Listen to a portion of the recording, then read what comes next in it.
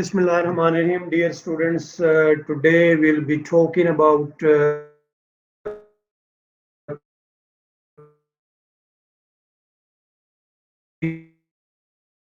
its definition.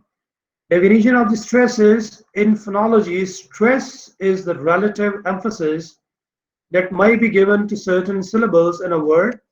ये याद रखना है कि अल्फाज के अंदर जो syllables हैं, stress हमेशा syllables के ऊपर होता है, or to certain words in a phrase or sentence, या फिर कुछ phrases पे और sentences पे भी. The term is also used for similar patterns of phonetic prominence inside syllables. Syllables के अंदर फिर prominence कहाँ पे है, कौन सी important जगह है जिसको आपने stress करना है. The word accent is sometimes also used with this sense, or stress can also be associated with accent of the speaker.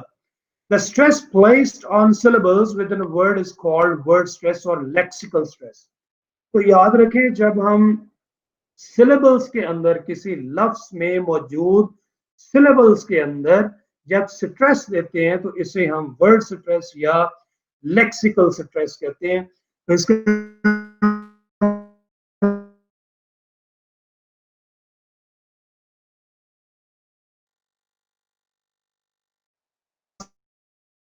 called word stress or lexical stress. The stress placed on words within sentences is called sentence stress or episodic stress. याद रखें कि words के अंदर syllables पे जो stress होगा उसे हम word stress या lexical stress कहेंगे, लेकिन अगर sentences के अंदर words के ऊपर stress होगा तो उसे हम sentence stress या episodic sentence stress कहेंगे. अब let's talk about the kinds of stress. In English, we do not say each syllable with the same force or strength.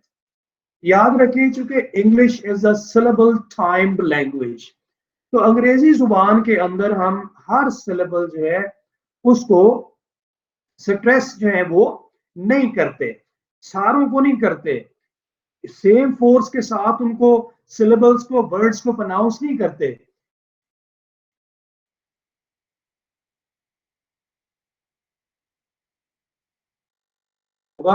और वो प्राइमरी स्ट्रेस होगा. We say one syllable very loudly. हम एक syllable को बहुत ऊंची आवाज में, स्ट्रॉन्ग आवाज में इंपॉर्टेंट बना के पेश करते हैं, and all the other syllables very quietly in the same word. Now let's take three words: photograph, photographer and photographic. ये तीन लफ्ज हम लेते हैं. Do they sound the same when spoken?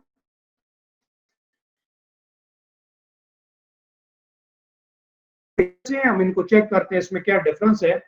Do they sound the same when spoken? No, because we accentuate, we stress one syllable in each word. इन तीनों words में एक syllable को हम stress करेंगे, बाकियों को नहीं करेंगे. And it is not always the same syllable, और वो एक ही syllable नहीं होगा, तीनों के अंदर different होंगे. So the shape of each word is different. अब आप जरा मिसाल लें. अब ये जो लफ्ज है फोटोग्राफ, इसमें फ जिसको हमने रेड किया हुआ है, यहाँ पे आपका जो सिलेबल नंबर 1 है, दिस इज स्ट्रेस्ड. ये पूरा लफ्ज 3 सिलेबल पे मुश्तमिल है और पहला सिलेबल जो है ये स्ट्रेस्ड है. Photographer, photographer, photographer. Now you see the word this consists of 4 syllables. Second one is stressed in this word. And then photographic, photographic, graphic is being stressed. This word also consists of 4 syllables, and the third syllable here has been stressed.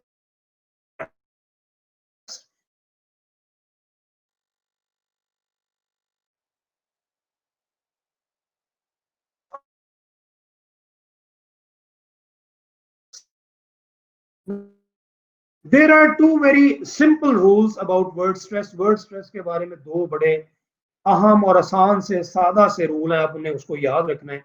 One word has only one stress. याद रखें, एक word चाहे 10 syllables पे मुश्तमिल हो, stress सिर्फ एक ही होगा और वो किसी भी एक सिलेबल पे होगा. One word cannot have two stresses. याद रखें, एक लफ्ज में दो स्ट्रेस नहीं होते. If you hear two stresses, अगर आप दो स्ट्रेस सुने, you hear two words, तो आप दो लफ्ज सुन रहे हैं, एक लफ्ज नहीं होगा. Two stresses cannot be one word. दो stresses जो है वो एक वर्ड में नहीं हो सकते. लेकिन आपको ये तो पता है ना कि एक प्राइमरी स्ट्रेस होता है जो मेन होता है, एक सेकेंडरी होता है. मैं उसकी बात नहीं कर रहा, मैं प्रिंसिपल स्ट्रेस की बात कर रहा हूँ. वो एक ही होता है पूरे लफ्ज के अंदर. एक लफ्ज चाहे एक सिलेबल पे मुश्तमिल हो, एक लफ्ज चाहे दो सिलेबल्स पे मुश्तमिल हो, एक लफ्ज चाहे तीन सिलेबल पे मुश्तमिल हो, एक लफ्ज चाहे होगा. अब मिसाल तेरा देख ले, ये लफ्ज तीन सिलेबल पे मुश्तमिल था, स्ट्रेस एक पे ही है. ये चार सिलेबल पे मुश्तमिल, स्ट्रेस दूसरा ही है. ये चार पे स्ट्रेस सिर्फ एक पे, यानी एक दो तीन सिलेबल स्ट्रेस सिर्फ एक, एक दो तीन चार सिलेबल स्ट्रेस सिर्फ एक, एक दो तीन चार सिलेबल स्ट्रेस सिर्फ तीसरा सिलेबल. इसका मतलब ये हुआ कि एक लफ्ज चाहे वो एक सिलेबल पे मुश्तमिल हो, दो पे मुश्तमिल हो, तीन पे मुश्तमिल हो, चार पे मुश्तमिल हो, स्ट्रेस्ड और प्रिंसिपल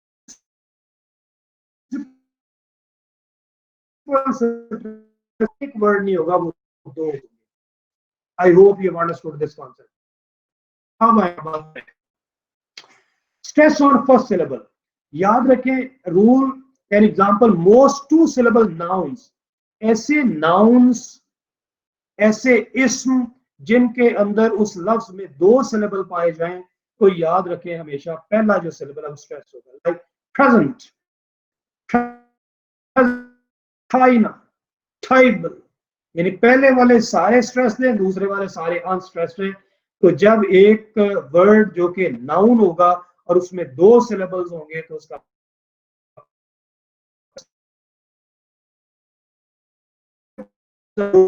वर्ड क्लास के अंदर उसका स्टेटस इसमें सिफ्त का है, एडजेक्टिव का है, और उसमें भी दो सिलेबल है, तो उसका भी हमेशा पहला सिलेबल जो स्ट्रेस होगा. जैसे स्लेंडर, क्लेवर, हैप्पी. स्लैन, क्ले, है, ये तीनों के तीनों जो स्ट्रेस्ड है, जबकि दूसरे सिलेबल्स में ये अनस्ट्रेस्ड है. आगे चलते हैं. Stress on last syllable. Rule के मोस्ट टू सिलेबल वर्ब्स. अगर वर्ड पहले हमने नाउन की बात की, अगर उसमें दो सिलेबल हो तो पहला स्ट्रेस होगा. फिर हमने एडजेक्टिव की बात की कि उस लफ्ज में दो सिलेबल होंगे तो पहला स्ट्रेस होगा. अब हम बात कर रहे हैं जिसमें दो सिलेबल हो, लफ्ज वर्ब हो, तो उसका सेकंड जो है वो स्ट्रेस होगा. यानी अब आपने नोट किया तो थोड़ा सा फर्क आया कि नाउन के अंदर दो सिलेबल होंगे, स्ट्रेस पहला होगा. एडजेक्टिव लफ्ज के अंदर दो सिलेबल होंगे, स्ट्रेस पहला होगा. लेकिन वर्ब के अंदर भी दो सिलेबल होंगे, मगर स्ट्रेस हमें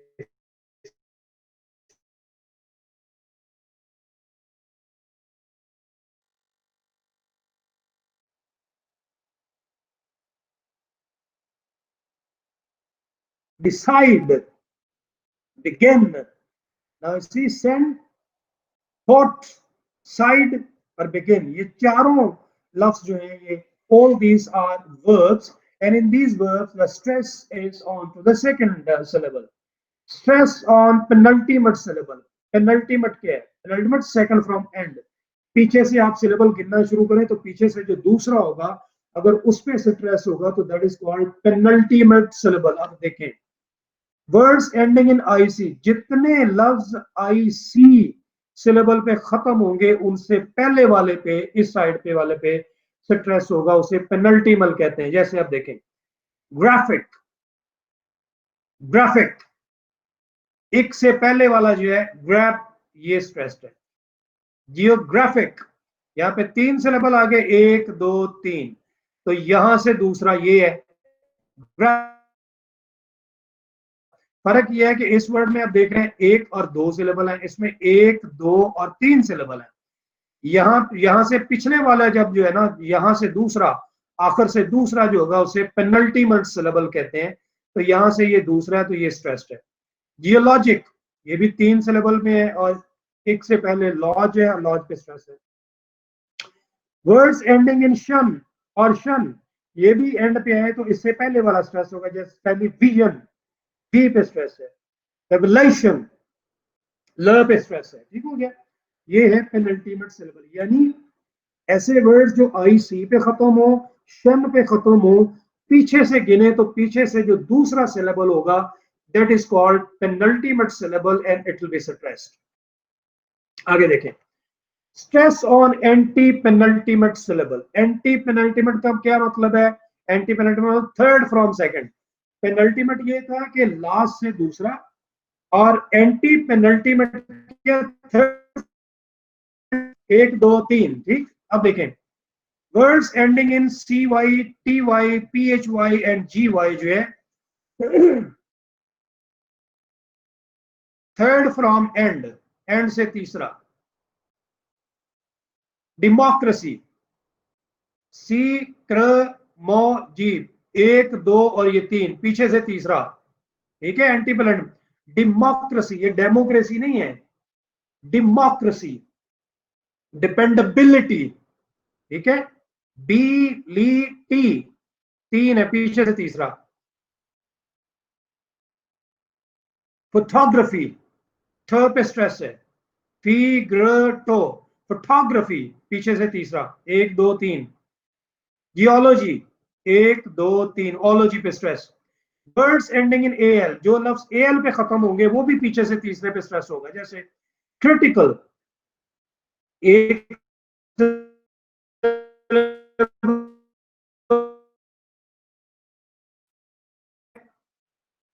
इकल और लॉज, एक दो और ये पीछे से तीसरा।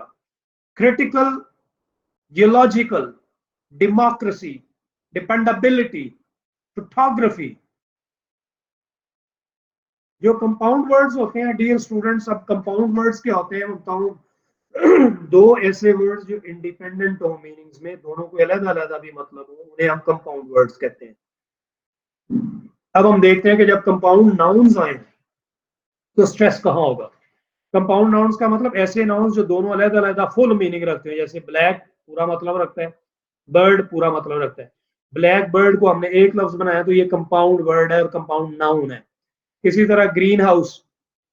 तो जो कंपाउंड नाउन्स आएंगे आपने याद रखना है, उसका पहला जो वर्ड होगा, पहला वो स्ट्रेस्ड होगा, पहला पार्ट स्ट्रेस्ड होगा। Black bird, green house, two compound adjectives.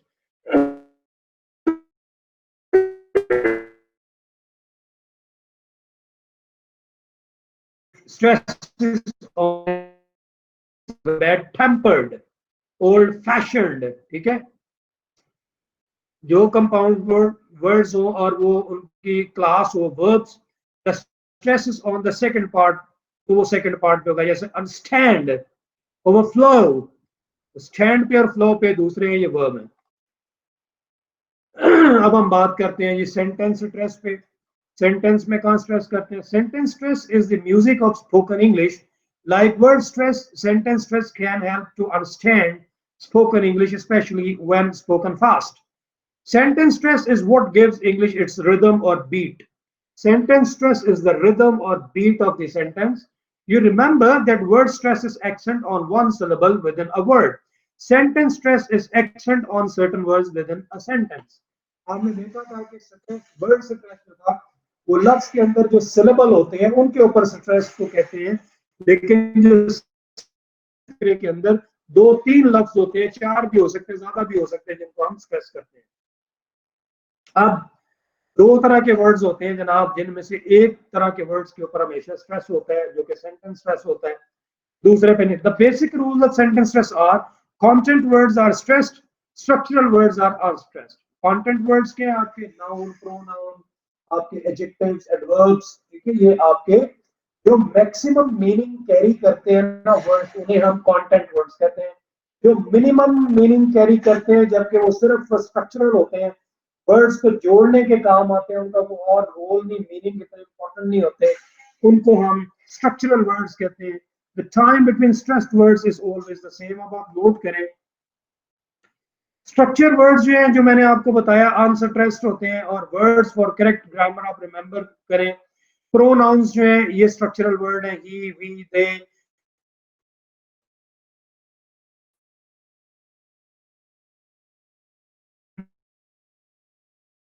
Verbs do, be, have, can, and must. All these are structural words and they are not stressed. But Sometimes when you are going to make these structural words special, then you must give a stress to them. Like, was he there? He, yes, he was there. ही पे आपने stress किया, exceptional cases में इनको भी stress कर सकते हैं. Otherwise आपके सारे प्रोनाउंस, prepositions, articles, conjunctions और auxiliary verbs ये structural word है and they are not stressed. ये एक्सेप्शंस मैंने आपको बता दिए कि बाद औक़ात आप इनको भी स्ट्रेस कर लेते हैं, जैसे ही का मैंने स्ट्रेस आपको बताया. अब जो हमारे कंटेंट वर्ड्स हैं जिन पे स्ट्रेस करना है वो भी आप देख लें. मेन वर्ब सारे स्ट्रेस होते हैं, नाउन स्ट्रेस्ड होते हैं, एडजेक्टिव स्ट्रेस्ड होते हैं, एडवर्ब स्ट्रेस होते हैं और नेगेटिव ऑक्सिलरीज खा, म्यूजिक, मेरी. एडजेक्टिव्स में रेड, बिग, इंटरेस्टिंग. एडवर्ब्स में quickly, loudly, never. Negative auxiliaries में डोंट, आरंट, कांट. ये सारे के सारे स्ट्रेस वर्ड हैं और वो स्ट्रक्चरल वर्ड थे. तो ये कंटेंट वर्ड सारे स्ट्रेस होते हैं, जब आए जहां भी आए. स्ट्रक्चरल वर्ड एक्सेप्शनल मामला में आप उनको कर सकते हैं. अब ये देखें अंग्रेजी ये है. अंग्रेजी में ये 3 सिलेबल है, आपने चौड़े चौथे पे स्ट्रेस कर दिया, फिर ये छोड़ दिया, फिर 2 चौड़े स्ट्रेस कर दिया. तो ये English is a stress time language, जबकि उर्दू में सारे लफ्ज को एक तरह से प्रोड्यूस किया गया, कोई इसमें प्रोमिनेंट नहीं है. तो that's why Urdu language is called syllable timed language. English is stressed timed language. तो ये आप देख रहे हैं कि यहाँ पे राइजिंग अपना फॉलिंग है, यहाँ पे राइजिंग है, राइजिंग राइजिंग, फिर राइजिंग और फॉलिंग, ये सारे के सारे स्ट्रेस जो है ना शो कर रहे हैं. जहाँ पे आपके नाउन्स और जितने कंटेंट वर्ड्स हैं सारे के सारे स्ट्रेस्ड हैं.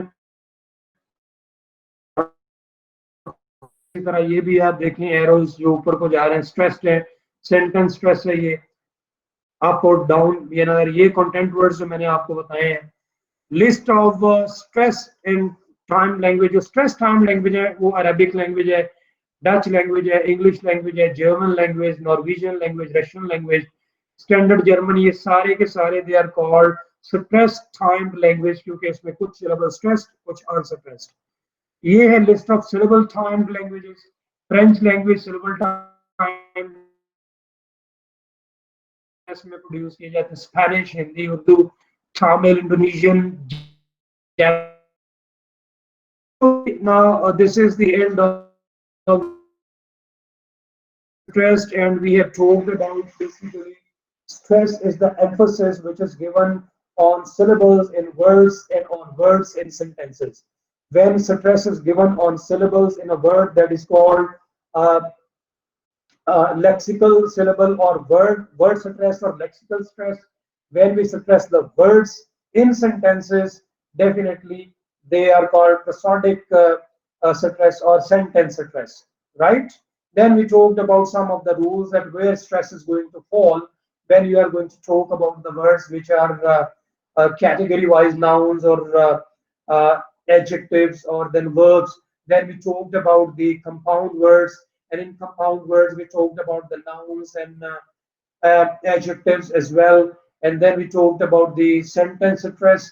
There we talked about 2 kind of words which are stressed or unstressed: content words and structural words. Content words are those that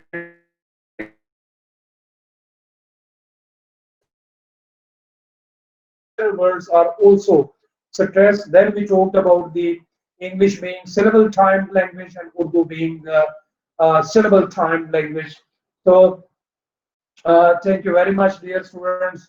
Inshallah, we'll meet in our next class. Till then, it is Allah Hafiz. I hope you have understood each and everything in the lecture. Otherwise, if you have any kind of problem, please have a discussion and ask questions and seek clarification in the stream portion of Google Class, or you can either contact me via WhatsApp or email. You can get the replies and answers of your questions and queries. Thank you very much. It's Allah Hafiz from my side. Thank you very much.